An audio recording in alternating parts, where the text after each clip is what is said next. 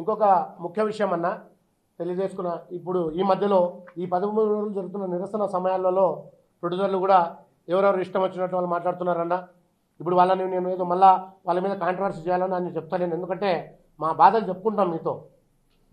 ఒక ప్రొడ్యూసర్ గారు మాట్లాడుతున్నారు డ్రైవర్స్ యూనియన్ మీద, కరెక్ట్గా కావాలని ఫోకస్ పెట్టి మమ్మల్ని టార్గెట్ చేస్తూ కొంతమంది ప్రొడ్యూసర్లు పెద్ద మనుషులు మాట్లాడుతున్నారు. అది వాళ్ళకి నేను పేర్లు అయితే చెప్పను, కానీ అది వాళ్ళకి తెలుస్తుంది. ఈ పాత్రికేయ మిత్రుల ద్వారా వాళ్ళకి సూటిగా నేను ఇదే క్వశ్చన్ అడుగుతున్నా. సార్, ఒక ప్రొడ్యూసర్ మాట్లాడతారు డ్రైవర్స్ యూనియన్ అనేది ఒక మాఫియా లాగా, దొంగలు ఒక కూటమిలాగా రెడీ అయ్యి, సిండికేట్ రెడీ అయ్యి మమ్మల్ని దోచుకుంటున్నారు అంటున్నారు. సార్, 12 గంటలు కష్టపడి 12 గంటల కాల్షీట్ మీరు చెప్తున్నారు, 16 నుంచి 18 గంటలు కష్టపడుతున్నాం. మాకు మీరు ఇచ్చే వేతనం 1195 రూపాయలు సార్. 1195 రూపాయలు దోచుకునే కార్మికుడు మాఫియా ఎలా అయ్యారో మీరు ఒకసారి తెలియజేయాలి. రెక్కాడితో జొక్కడానికి బతుకులు మావి, మేము దొంగలు ఎలా అయ్యామో ఒకసారి మీరు అర్థం చేసుకోవాలి. మేము కూడా నిజంగానే మాఫియా అయితేనో, నిజంగా దొంగలించి మిమ్మల్ని దోచుకొని ఉంటేనో ఇలాగా 1100 1200 కూలికి వచ్చి పనిచేసి పరిస్థితులు ఉండేటోళ్ళం కాదు సార్. మేము కూడా కార్లలో తిరిగి రిచ్గా మీలాగా బెంజులు BMW ఆడిలో తిరిగేటోళ్ళం. మీరు ఒకటే గుర్తించాలి సార్, ఇప్పుడు కూడా గుర్తుపెట్టుకోండి, మేమైతే ఈరోజు కూలీ చేస్తే కానీ మా డ్రైవర్ సోదరుల ఫ్యామిలీలు గడవడానికి కష్టంగా ఉండే పరిస్థితులు ఉన్నాయి. మేము దొంగలము, మాఫియా కాదు. మీరు ఆ మాట అన్నారు కాబట్టి మీరు దయచేసి ఆ మాట వెనక్కి తీసుకుంటే మీకు కూడా గౌరవంగా ఉంటుంది. మీ హుందాతనానికి, మీ గౌరవానికి వీలైనట్టు మాట్లాడితే మీకు కూడా గౌరవం ఉంటుంది సార్. మీరు కార్మికుల గురించి చాలా చులకనగా మాట్లాడారు, దీనైతే 100% మేము ఖండిస్తున్నాం. ఇంకొకసారి దయచేసి ఎవరు కూడా మా కార్మికుల గురించి తప్పుగా మాట్లాడకండి. నిజంగా తప్పు చేస్తుంటే పిలిపించండి, దండించండి, శిక్షించండి. ఆ శిక్షకు మేము సిద్ధంగా ఉన్నాం. కానీ తెలియకుండా, అవగాహన లేకుండా ఇష్టం వచ్చినట్టు మీరు మాఫియా అని, దొంగలని మాట్లాడితే ఇంకొకసారి మాత్రం 100% మిమ్మల్ని మీ దగ్గరకు వచ్చి నిరసన వ్యక్తపరచడానికి కూడా మేము సిద్ధంగా ఉన్నామని ఈ విధంగా మీ అందరూ తెలియజేసుకుంటున్నాం. ఇంకొక ప్రొడ్యూసర్ గారు మాట్లాడారు, ఆయన లీడర్ కూడా పెద్ద ఆయన, అన్నీ తెలుసు, నేను 40 సంవత్సరాల నుంచి ఇండస్ట్రీలో ఉన్నా అంటాడు, నాకు ప్రతి ఒక్కరి గురించి తెలుసు అంటాడు. ఒక డ్రైవర్ సోదరునికి 1,50,000 రూపాయలు జీతం తీసుకుంటున్నారు నెలకు అంటున్నారు. భారతదేశంలో ఎక్కడ కూడా, ఏ రాష్ట్రంలో కూడా 1,50,000 డ్రైవర్ జీతం ఉందా? ఎవరికి తెలియదు.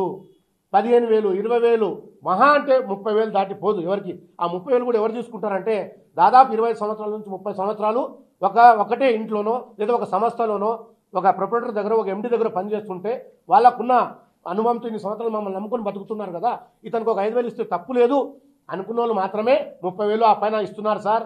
ఎక్కడ దాటుకున్నా 30,000 దాటి మాకు జీతాలు లేవు. ఏదన్నా ఒక 10,000, 20,000 ఇస్తే నచ్చి మెచ్చి ఓనర్లు ఎవరన్నా మాకు మీద ప్రేమతో, అభిమానంతో, గౌరవంతో ఇస్తే తీసుకుంటామే తప్ప ఎక్కడ జీతం లేదు. ఇంకో విషయం చెప్తున్నా సార్, 1,50,000 అన్నారు కదా సార్, మీరు 50,000 నెలకు జీతం ఇవ్వండి సార్, మీ ఇంటి ముందర వచ్చి కూర్చుంటాం. మీరు ఏ బండి తోలమంటే తోలుతాం, 24 గంటలు పనిచేస్తాం. 1,50,000 మాకు జీతం ఇచ్చి మిగిలిన 1,00,000 రూపాయలు డ్రైవర్స్ తరపున, మా డ్రైవర్ సోదరులందరి తరపున మీరే డొనేషన్గా పెట్టుకోండి సార్. దానికి కూడా మేము సిద్ధపడుతున్నాం. కాబట్టి గుర్తు చేసుకోండి, ఇది మీ మీద కోపంతో మాట్లాడతలేం సార్, మా మీద ఆవేదనతో, మీరు అన్న మాటలకు ఆవేదనతో మాట్లాడుతున్నా, తప్పుగా అర్థం చేసుకోవద్దని చెప్పి చేసుకుంటున్నా. 1,50,000 మాకు ఇచ్చి 1,00,000 రూపాయలు మీరు పెట్టుకోండి డ్రైవర్స్ తరపున అని చెప్పి మళ్ళీ ఈ విధంగా తెలియజేసుకుంటాం. దయచేసి సార్, మీడియా ఉంది, మైకులు ఉన్నాయి, మేము పెద్దోళ్ళం కదా, ఏం మాట్లాడినా చెల్లుతుంది. అదే చిన్నోడు మమ్మల్ని ఏం చేసుకుంటారనే విధంగా మాట్లాడితే, కడుపు కాడిన కార్మికుడు తిరగబడితే ఏమవుతుందో, ఎన్ని రంగాలు మూసుకున్నాయి, ఎన్ని సంస్థలు మూతపడ్డాయి, అసలు అస్తవ్యస్తమవుతుంది సార్.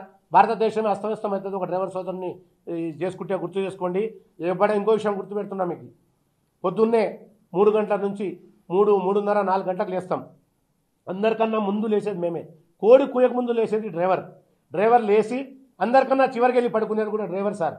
మేము ఇంటి నుంచి పొద్దున్నే బయలుదేరుస్తున్నప్పుడు మా భార్య పిల్లలు పడుకొని ఉంటారు, వాళ్ళ ముఖాలు కూడా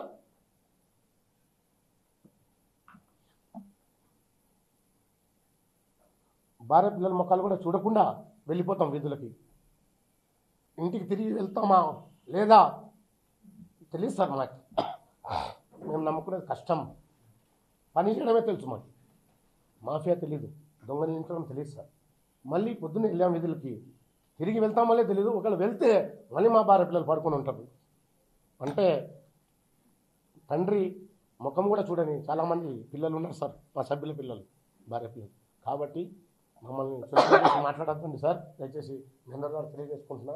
దయచేసి మీరు యథావిధిగా మీరు ఇచ్చిన మాట ప్రకారం ఆ 30%, 30% వేతనాలు ఏవైతే ఉన్నాయో అవి పెంచి ఇచ్చి మమ్మల్ని కూడా అక్కడి చేర్చుకొని విధులు హాజరవడానికి మేము సిద్ధంగా ఉన్నాం సార్. మమ్మల్ని చులకన చేసి మాట్లాడుతున్నాం, మమ్మల్ని టార్గెట్ చేసి మాట్లాడుతున్నాం, ఇది మీకు సబబు కాదు, మీ ఉన్నతనానికి కాదని చెప్పేసి ఈ విధంగా మీకు తెలియజేసుకుంటున్నాము.